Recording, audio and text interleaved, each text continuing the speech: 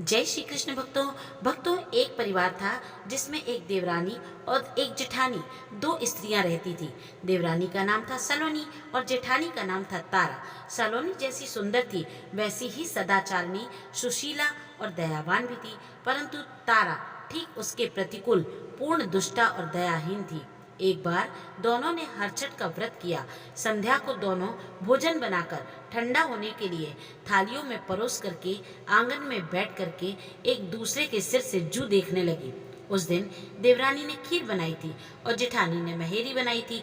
दुर्भाग्यवश दोनों के घरों में कुत्ते घुस पड़े और पड़ोसी थालियां खाने लगे। घरों के भीतर चप चप शब्द सुनकर वे अपने अपने घरों में दौड़ी गईं। सलोनी ने देखा कुत्ता खीर खा रहा है। वह कुछ न बोली, बल्कि जो कुछ खीर बची बचाई बनाने के बर्तन में लगी थी उसे भी उसने थाली में परोस कर कहा, यह सब भोजन तेरे हिस्से का है, अच्छी तरह खा ले। मुझे जो कुछ ईश्वर देगा सो देखा जाएगा। उधर तारा ने घर में कुत्ते को देखकर हाथ से मूसल उठाया और कुत्ते को घर के भीतर छेक कर इतना मारा कि उसकी कमर टूट गई।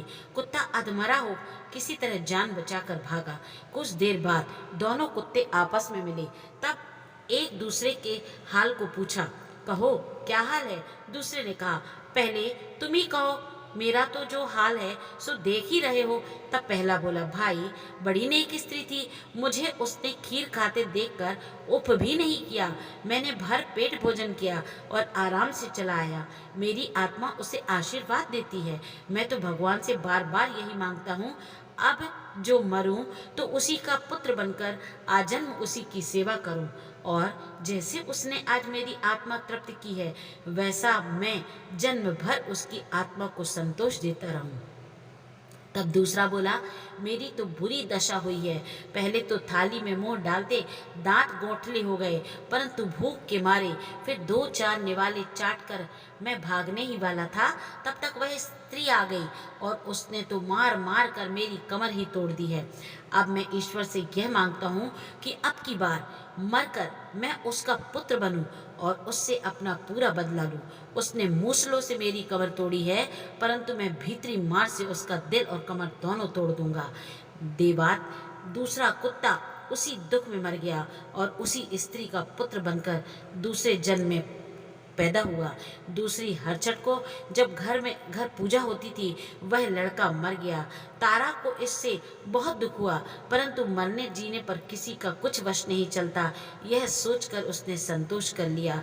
किंतु अब तो एक नित नियम सा हो गया कि हर साल उसके लड़का होता और हर साल ठीक हरछठ के दिन ही मर जाता।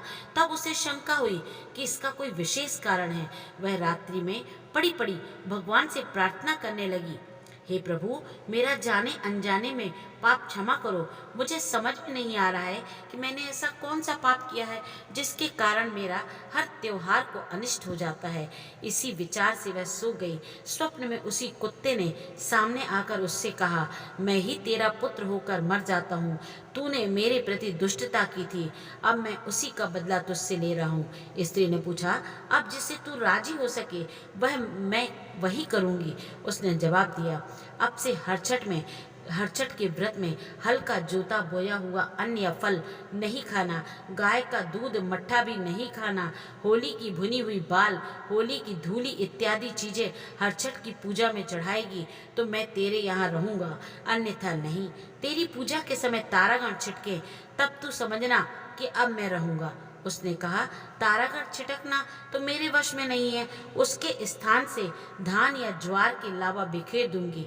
कुत्ते ने कहा, यह भी हो सकता है, परंतु इस बात का मन में निश्चय संकल्प ले ले कि अब तेरी दुष्टता और निर्दयता का व्यवहार किसी के साथ ना करेगी। तारा ने अपनी आदतें बदलने की कसम खाई, तभी से उसके लड़के जीवित रहने लगे। तो भक्तों, जिस प्रकार से तारा के बच्चे जीवित हो गए उसी प्रकार से सभी माँओं के बच्चे लंबी आयु प्राप्त करें। जय श्री कृष्ण भक्तों।